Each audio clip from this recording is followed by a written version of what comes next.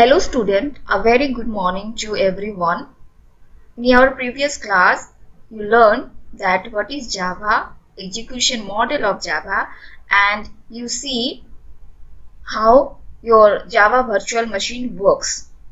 Okay, so today we will see structure of Java program and we see a simple example of Java program, that is a first Java program, variables in Java, data types in Java.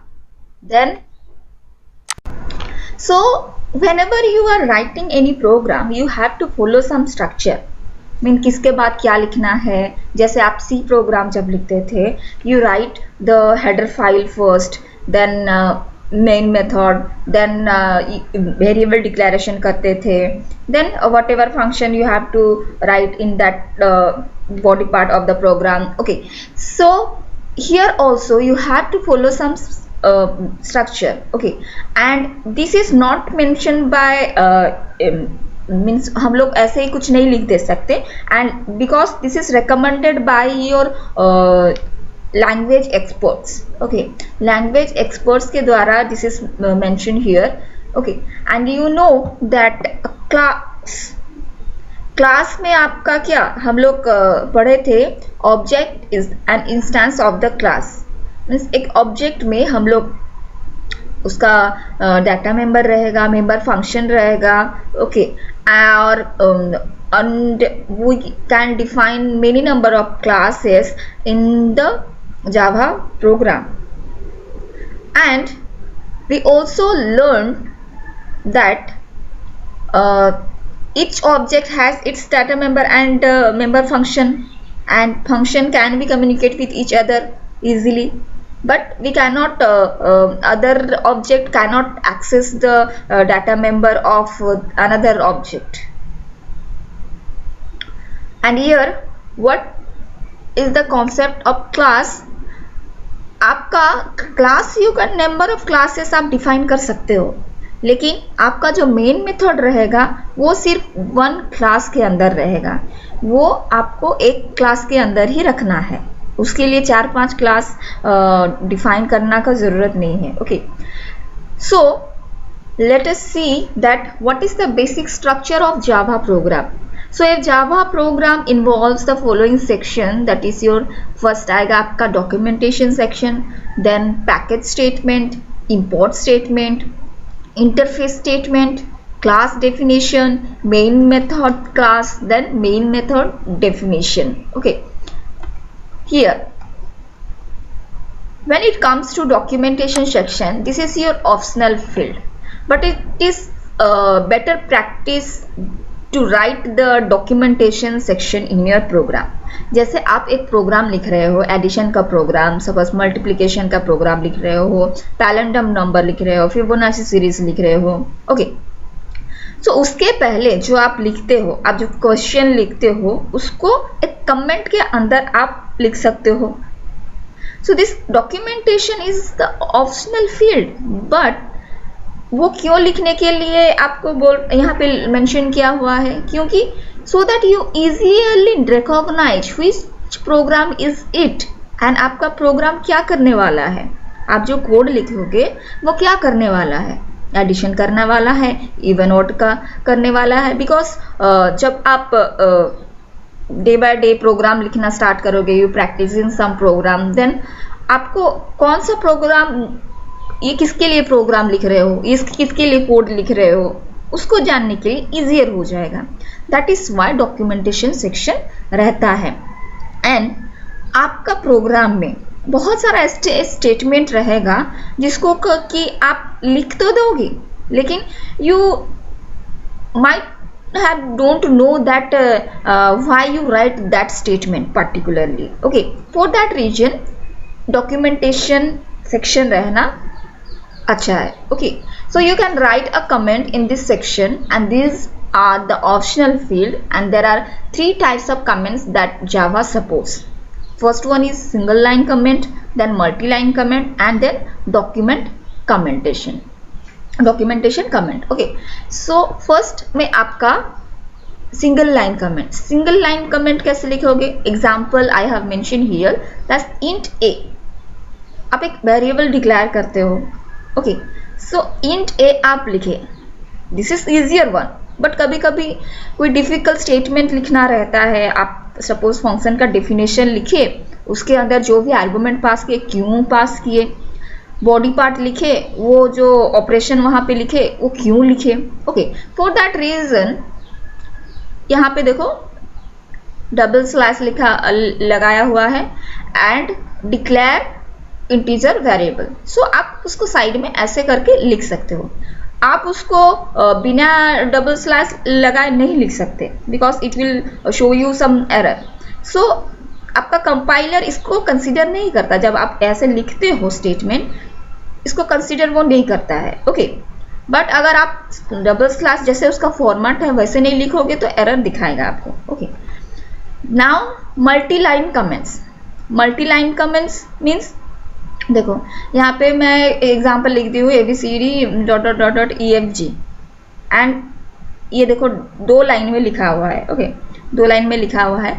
सो यहाँ पे क्या होता है ना, जब कुछ statement आपको देना है लंबा सा, कोई कुछ लिखना है, जैसे आप प्रोग्राम भी लिख रहे हो तो आपको आपका जो हेडिंग है वो अगर 4-5 लाइन जा रहा है तो आप उसमें या फिर you have to explain that statement particularly. Then आप अगर 2-3 लाइन ऐसे लिख दिए तो you can put this type of symbol slash then star asterisk symbol और star mark. Then you write here उसको कंप्लीट करने के लिए स्टार मार्क देन स्लैश. यहाँ पे इसके बाद में डबल स्लैश लगाने की जरूरत नहीं है. Okay, now come to documentation comment. Documentation comment में आपका so it starts with this delimiter and ends with this type of. Okay, now come to package statement. So package statement, what is the syntax? Package, then package name semicolon. Okay, so by default Java has the package that is java.lang asterisk symbol then semicolon. Okay, so this is the syntax, this is the example. So by default it takes it. So यहाँ पे अगर star mark लिखे तो उस package उस folder it is act as a directories. आपका कुछ path रहता है ना. सपोज यहाँ पे जो भी classes, so definition of the package हम लोग क्या बोल सकते हैं ना, a package is a group of classes, interfaces and the sub packages. Okay, so यहाँ पे अगर आपको कुछ क्लास या इंटरफेसेस एंड सब पैकेजेस ऐसे रखना है तो आप अगर स्लैश सिंबल लिख दो इट इस ये तो यहाँ पे लिख किए. देन इसके पहले आपका जो लैंग फोल्डर होगा देन जावा फोल्डर होगा. मीन्स जावा फोल्डर के अंदर में आपका लैंग फोल्डर होगा. देन इसके अंदर में जो भी क्लासेस हुआ, यहाँ पे जो भी क्लासेस है तो इसके अंदर में जो भी क्लासेस, इंटरफेसेस या सब पैकेज जो भी है वो उसके अंदर में रहेगा. सो आप इसको स्टार सिंबल दिए माने वो सारा चीज को एक्सेस कर लेगा. ओके, योर प्रोग्राम में आप कुछ एक्सेस लिखना चाहो कोई स्टेटमेंट, देन अगर वो it comes under this section then you easily access it. Okay, for that reason your star symbol is there. मतलब अगर कुछ ऐसे कोई मतलब फोल्डर होता है जिसके अंदर उसका जो सारा क्लास है, मतलब ABCDEFGH क्लास है, बट मैं एक स्टेटमेंट लिख रही हूँ सिंगल स्टेटमेंट जहाँ पे मुझे एक क्लास का ज़रूरत है, still I have to mention. अगर स्टार ऐसे लिख दी मीन्स क्या है, इसके अंदर जो भी क्लासेस है वो सारे हम लोग इजिली एक्सेस कर सकते हैं. Okay, so you can create a package with any name. Okay, आप कुछ भी नेम के साथ में आपका पैकेज का statement लिख सकते हो. So a package is a group of classes that are defined by a name and it is also an optional part of the program. वो बोल रहा है this is also an optional part of the program, but one thing you have to remember that in Java program we are using any predefined classes and interfaces, then we have to write this package statement because it is the responsibility of a programmer to import that particular package containing such specific class and interfaces. Okay, and यहाँ पे और एक चीज क्या होता है ना, it has only one package statement. जब भी आप जावा प्रोग्राम लिख रहे हो तो it has only one package statement, that is जब बिगिनिंग ऑफ द प्रोग्राम में आपको लिखना है, आप कहीं भी ऐसे पैकेज स्टेटमेंट नहीं लिख सकते। Okay, and this statement it's also mentioned that is optional field, so it is better practicing that you have to write the package statement. Okay, then come to interface statement. interface statement आपका हर Java program में नहीं लिखा जाता है, because this is specially written in your जब आप inheritance पढ़ोगे तब उस टाइम में लिखा जाता है। एंड इनहेरिटेंस में किस कॉन्सेप्ट में वो लिखा जाता है, आपका Java there are various documents where it is mentioned और various side it is mentioned that Java doesn't support multiple inheritance. Okay, तो normally it supports the single inheritance and आपका मल्टी लेवल इनहेरिटेंस वो सब support करता है, but Java doesn't support multiple inheritance. But you can write the multiple you can write a program using this multiple inheritance by using this interface statement. So interface statement अगर आप use किए तो आप multiple inheritance वाला programme आप लिख सकते हो, बिकॉज जावा क्यों नहीं सपोर्ट करता मल्टीपल इनहेरिटेंस, हम लोग डिटेल्स में देखेंगे बाद में, but the simple reason is because of the ambiguity it doesn't support the multiple inheritance. But when you use this interface statement there, then you can easily write the program. Okay, so interfaces are like a class that includes a group of method declaration, and it is an optional section and can be used when the programmers want to implement multiple inheritances within a program. So this is one example आप किस तरह से लिख सकते हो interface. यहाँ पे interface के नाम लिखा हुआ है स्टैक। आप जब डाटा स्ट्रक्चर पढ़ोगे, स्टैक का कंसेप्ट पढ़ोगे, सो स्टैक में 2 टाइप्स ऑफ ऑपरेशन होता है, that is push and pop. Means जैसे फॉर एग्जांपल आप अगर प्लेट को भी रखते हो वन आफ्टर वन, देन हम लोग बोल सकते हैं that is stack of the plate. या फिर आपको चेयर, मैडम क्लास में आपको बोल रहे होंगे please stack the chairs. Okay, so one after one आप जब रखते हो दैट इज अ स्टैक। अगर मैं बोलूं कि पहला चेयर को मुझे निकालना है तो आप कौन सा चेयर के निकालोगे? जब जो चेयर आपका लास्ट में आप रखे थे उसी चेयर को पहले निकालोगे, है कि नहीं? मीन्स अगर आप सिक्वेंशियल फॉलो करने गए, ऐसे तो आप 4-5 चेयर एक ही साथ ऐसे निकाल सकते हो, लेकिन आप पहले कौन सा निकालोगे? द लास्ट वन, जिसको आप लास्ट में रखे थे उसी को निकालोगे। ओके, सो यहाँ पे क्या होता है ना, पुश मतलब you have to enter the element in a stack. अगर कोई कंटेनर है तो वहां आप प्लेट अगर रखोगे तो फर्स्ट एक एलिमेंट को जब रखोगे that is pushed operation.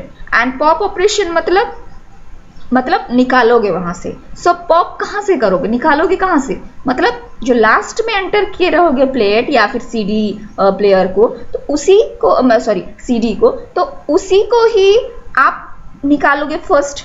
So it based on the concept of your LIFO, last in first out. Okay, last in first out। वैसे आपका FIFO रहता है first in first out, जैसे Q concept में रहता है first in first out। So here it is a small example of interface।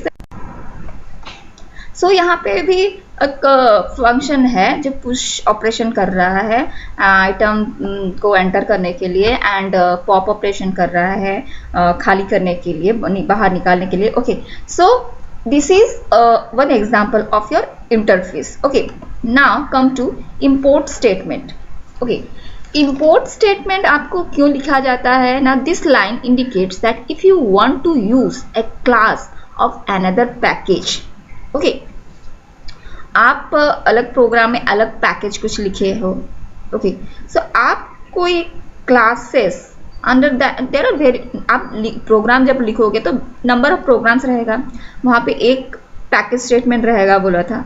तो अगर आप कोई क्लास को जो कि अनदर पैकेज में है, उस क्लास को अगर आप अपने प्रोग्राम में लिखना चाहते हो, इंसर्ट करना चाहते हो, then you use this import statement.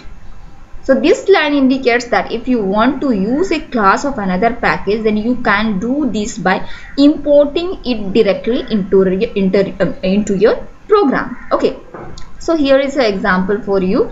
Import java.util.date means यहाँ पे क्या कर रहा है ना, जो imports the date class. So this one is your date class. date class किसके अंदर है? this util package के अंदर है. then वो कौन सा सब फोल्डर में है? That is your Java. So that आपका जिस यूटिल फोल्डर में है, देन आपका जावा फोल्डर में है. ओके, सो जावा के अंदर ही अगर आप उसको सीरियली रखोगे, देन जावा उसके अंदर में यूटिल, देन उसके अंदर में ये डेट क्लास रहेगा. Okay, so it imports the date class of another package. Okay, then import java.applet.start.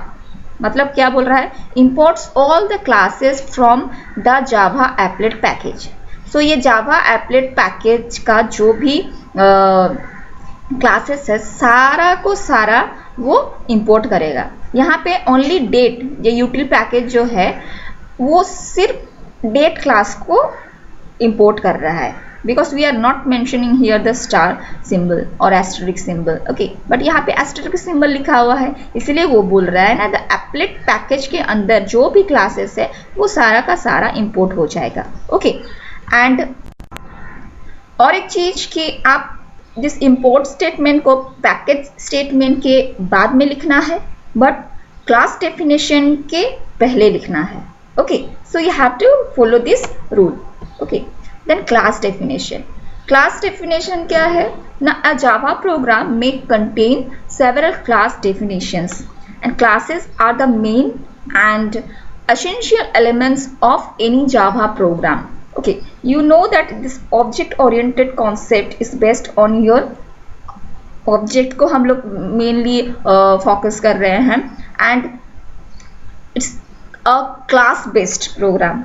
Java program and object oriented program में आपका रहता है this is class based. Okay, so वो क्लास बेस्ड रहता है और हम लोग नंबर ऑफ क्लासेस रखते हैं, and only one class can hold the main method. Okay, and the syntax कैसे लिख सकते हो? Class then class name, and you have to follow some rules before writing the class name. So class name में ये जो आपका class name होगा ये always start with your capital letter.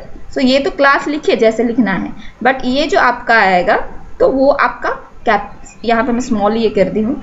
सो लिखने टाइम में इसमें आप कैपिटल लेटर लिखना. सो आपका कैपिटल लेटर में ऑलवेज क्लास नेम लिखना है.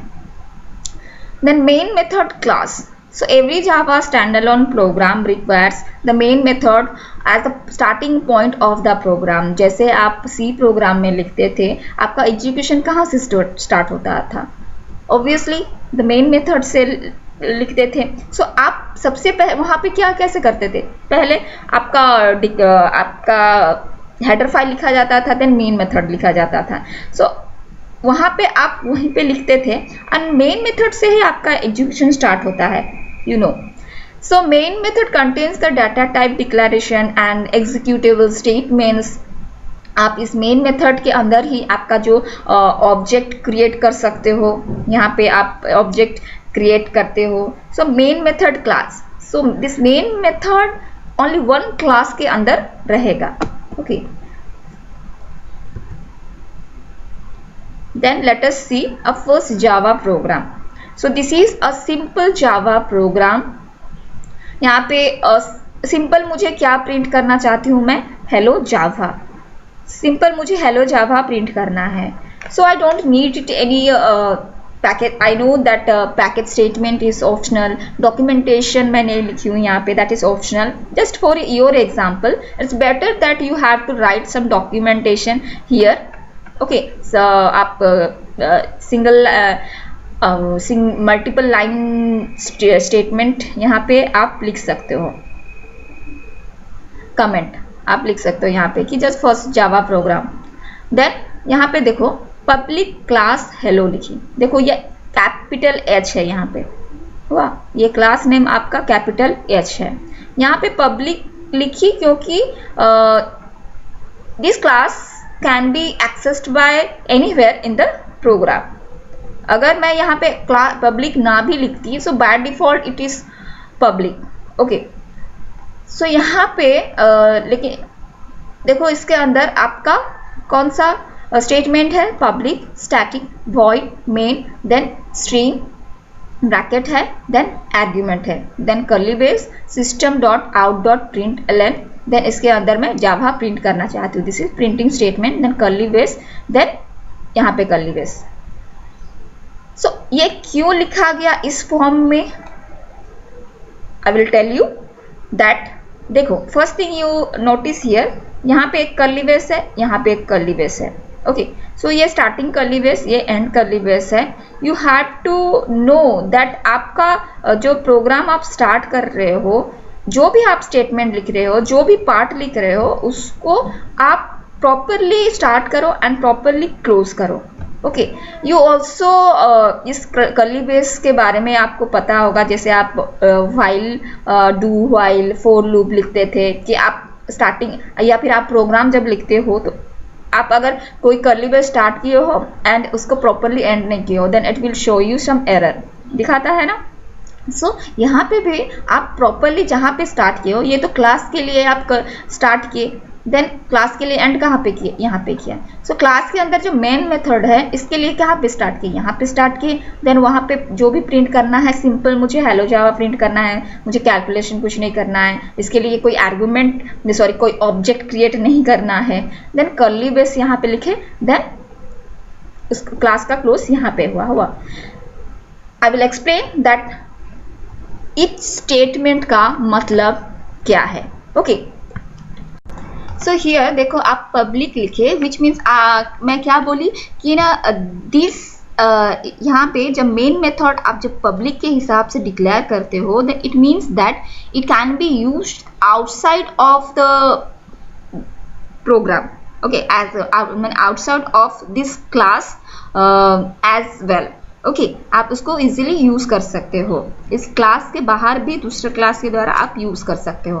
Then second thing here curly brace इसका स्टार्ट हुआ, देन आप यहाँ पे public static void main, you always write this statement, this is your main method is written here. Okay, main method function, method means क्या है, function, जिसको आप सी में फंक्शन बोलते थे। Okay, so here it is called as method. तो main method यहाँ पे आप लिखे, so public as you know it is accessible by everyone, and आप जो static statement लिखे हो, static means that we want to access a method without making its object as well as we call the main method without creating any object। क्या बोल रहा है ना, static जब लिख रहे हो तो static means that we want to access a method without making its object. Okay, so आप प्रोग्राम में भी कोई यहाँ पे अगर कोई क्लास आप लिखे एंड यहाँ पे अगर पब्लिक नहीं लिखा है, कुछ भी नहीं लिखा है, लेकिन आप यहाँ पे स्टैटिक लिखे तो वो बोल रहा है कि ना आप पढ़े हो कि एवरी क्लास हैज ऑब्जेक्ट। सो जब आप यहाँ पे पब्लिक या कुछ भी ना लिख रहे हो, यू ओमिट दिस एंड सिर्फ क्लास हेलो लिख रहे हो, then it is necessary for you to create a object, create an object for this class. But यहाँ पे जब आप स्टैटिक लिख रहे हो then there is no need to write और create any object of this class. So आपका main method में आपका लिखा गया, यहाँ पे आप public static void main. So यहाँ पे static keywords means without making its object, so as we call the main method without creating any object. So main method कोई भी ऑब्जेक्ट क्रिएट नहीं करता। ओके, देन आप लिखे यहाँ पे वॉइड। वॉइड क्यों लिखते हो, आप प्रोग्राम आपका इंट मेन भी लिखते हो, वॉइड मेन भी लिखते हो। जब आप वॉइड लिखते हो there is no need to write the return type there, return something लिखते हो, रिटर्न 0 लिखते हो और रिटर्न a+b जो भी हुआ वो उसका लिखते हो। That will return you the value जो होना चाहिए एज ए रिजल्ट, वो रिटर्न करता है मेन मेथड। तो यहाँ पे आप क्या लिख रहे हो, void लिख रहे हो, means it doesn't have any return types. अगर आपका int रहता then it will return some value, but आपका मेन मेथड कोई वैल्यू रिटर्न नहीं कर रहा है। Okay, for that reason it is void here. Then क्या लिखा है, main method. So main method लिखा हुआ है। So main is the method which is an essential part of any program and name configured in Java. Okay, so आप इसी तरह ही लिखते हो, इसके अलावा कुछ अलग चीज नहीं लिख सकते, void something कुछ चेंज नहीं कर सकते। ओके, सो void main लिखें, उसके अंदर आप देखो आर्गुमेंट जो लिखे हो मीन्स इट इज, ये जो स्ट्रिंग लिखे हो, आप एरे डिक्लेरेशन पढ़े होगे, एरे का कैसे डिक्लेयर करते हो। ओके, आप 10 नंबर्स ऑफ एलिमेंट अगर एक एरे में लिखना चाहते हो, क्या करते हो, इंटीजर अगर है तो इंट ए देन ऐसे ब्रैकेट लिखते हो कि नहीं। So here also this bracket को आप इसके बाद भी लिख सकते हो एज। सो दिस, ये जो ARGS है, आपको जो आर्गुमेंट ये है उसको मतलब आप याद रखने के लिए ये दिया हुआ है। ये जो ARGS के बदले में आप कुछ भी लिख सकते हो, वह A B या फिर आपके इच्छा से जो भी लिख सकते हो, इसको चेंज कर सकते हो। But to remember you to understand the programmer, so that it is ARGS लिखा हुआ है for the argument purpose. Okay, so यहाँ पे क्या होता है, it is an array of object. Okay, ये जो स्टेटमेंट लिखे हो, it is an array of object of string class which is named ARGS। ये नाम लिखा हुआ है स्ट्रिंग, जैसे वहां पे एरे लिखते थे इंट ए, उसका नाम था ना, वो ए वेरिएबल के अंदर में आप जो भी वो एरे क्रिएट करते थे उसके अंदर में आपका एलिमेंट लिखना था। सो वैसे यहाँ पे ARG लिखा हुआ है। So this is your named as the arguments. So if you run the Java code through a console, you can pass the input parameter. The main method tells the input.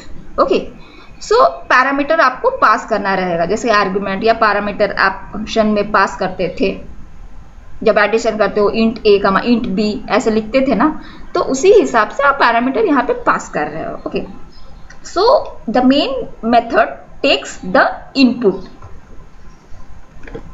and here you write system.out.println, then आपका जो भी आप print करना चाहते हो वो लिख रहे हो।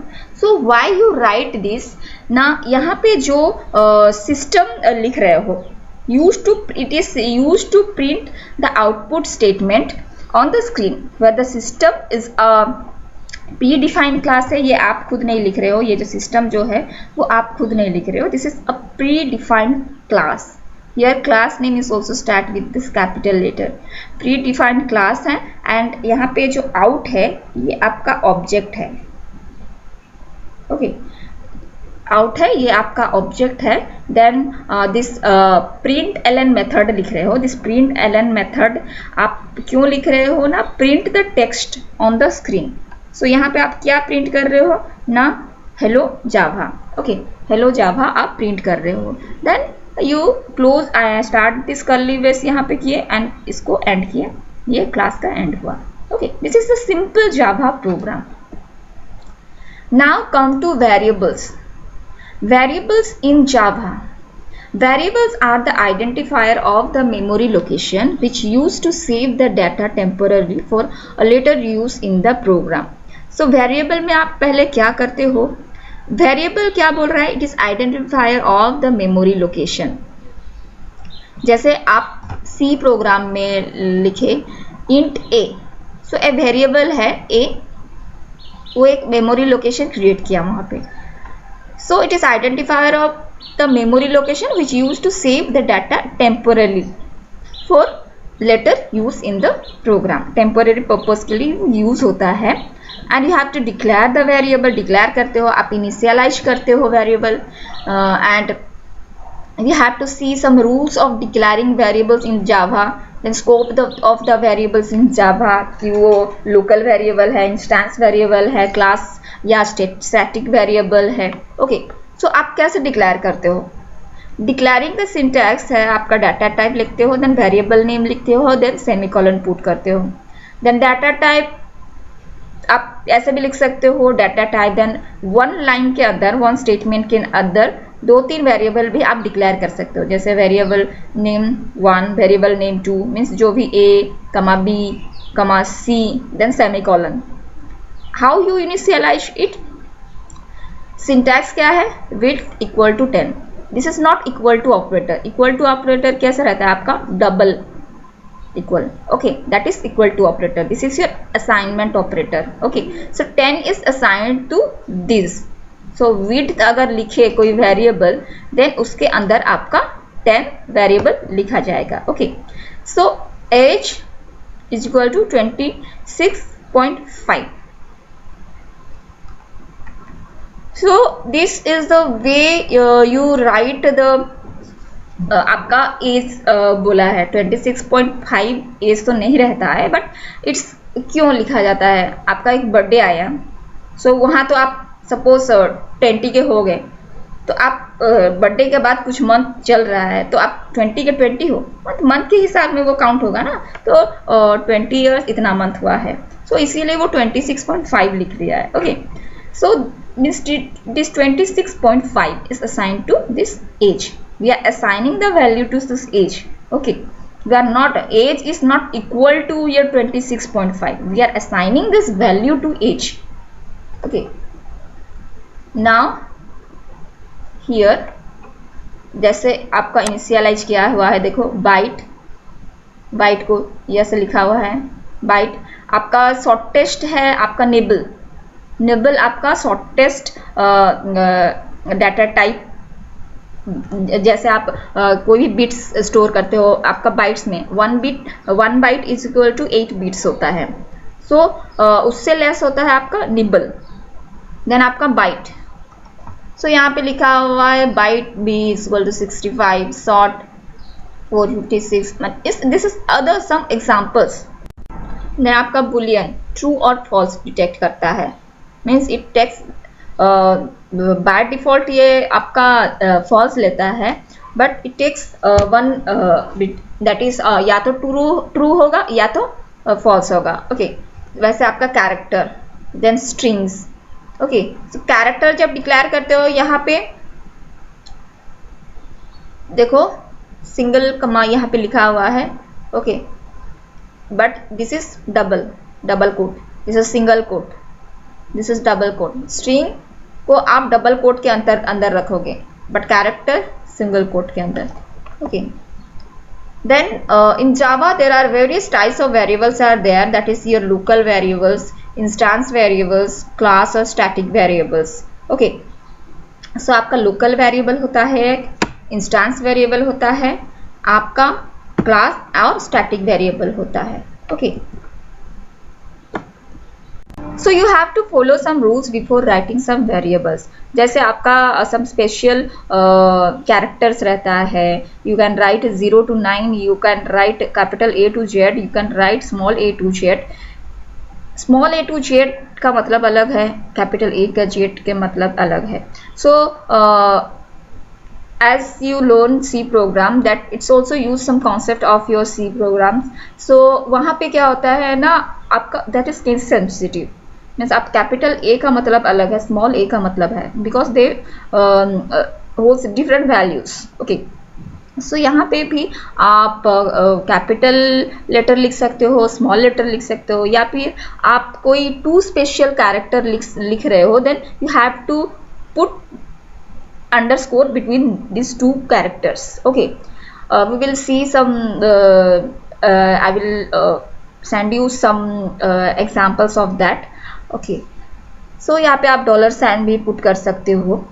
सो देन आपका क्या हो सकता है ना, the first character must be letter होगा. आपका वेरिएबल जब डिक्लेयर कर रहे हो, द फर्स्ट कैरेक्टर आपका मस्ट बी अ लेटर होगा. देन ब्लैंक स्पेस, आप ब्लैंक स्पेस यहाँ पे पुट नहीं कर सकते। जब भी आप एक वेरिएबल डिक्लेयर कर रहे हो, यू कैनॉट, जब आप 2 वेरिएबल्स 3 वेरिएबल्स आप लिख रहे हो, then you cannot put a blank space there because it matters. So blank spaces cannot be used in variable names. जैसे कि आप जैसे बोली ना मैं, अंडरस्कोर आप बिटवीन दैट 2 स्पेशल कैरेक्टर्स के अंदर में रख सकते हो अंडरस्कोर, बट ब्लैंक स्पेस मत रखना, it will show you error. Java keywords cannot be used as a variables name. Java में जो भी आप कीवर्ड्स यूज करोगे, we will see in some other video that Java keywords जो है, जैसे क्लास, क्लास भी आपका एक कीवर्ड है, क्लास देन क्लास नेम लिख रहे हो। सो क्लास नेम तो वो आपको क्लास का नेम है, बट उसके पहले जो क्लास लिखिए that is a keyword. So आप जो कीवर्ड लिख रहे हो उसको आप वेरिएबल के रूप में नहीं लिख सकते। Okay, then variables names are you know the case sensitive, that is case sensitive in nature, so you have to follow these rules, then only your variable declaration statement will be correct. Okay. Then आपका scope of the variable में in Java there are various types of variables are there, that is local variable, instance variable and your class or static variables. So local variable आपका क्या रहता है ना, जो भी आपका local variable है that is you can declare it within the method that is called as, आपका method के अंदर में आप जो variable declare करते हो that is your local variable. Means the local variable is temporary for that class, that method only. Okay, this is not used by any other. जैसे आप फंक्शन डेफिनेशन लिखते थे, कैसे लिखते थे, या फिर मैं लिखूं void add test function bracket के अंदर int a कमा int b अगर लिखी, I will give you the in notes format so that you better recognize it.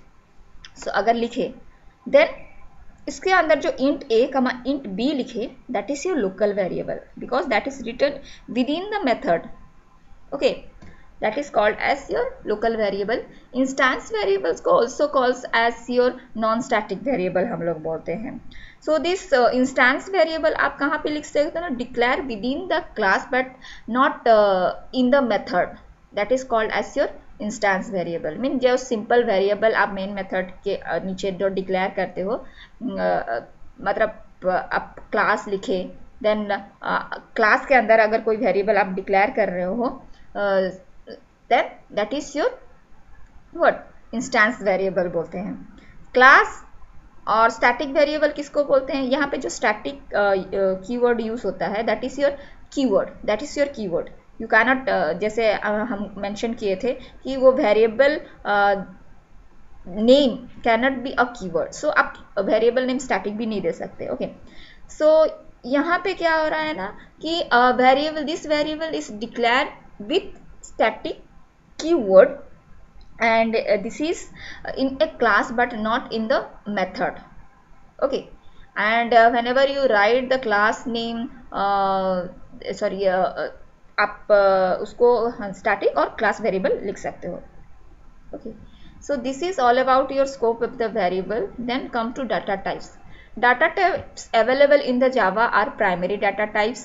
तो प्राइमरी डाटा टाइप्स आपका है जो नॉर्मली आप लिखते हो, byte, short, int, long, float, double, character and boolean. This are your primary data types and these 8 data types are further divided into some classes, that is integer, relational numbers, that is your floating point, characters, boolean, that is the conditional statement, and your non-primitive data types. Non-primitive data types में आप यहाँ पे देखो classes है, interface है, arrays है, these are etc. your non-primitive data types. Okay, so these first one, this that byte, short, int, long, float, that is your basic data types we use in our program. Okay, so यहाँ पे आपका data type है, उसका size है, default value है and range कितना से हो सकता है, this is mentioned here -28 to 127. Okay, positive, negative. Okay, and short का कितना है 16 bits, integer 32 bits, long 64 beats.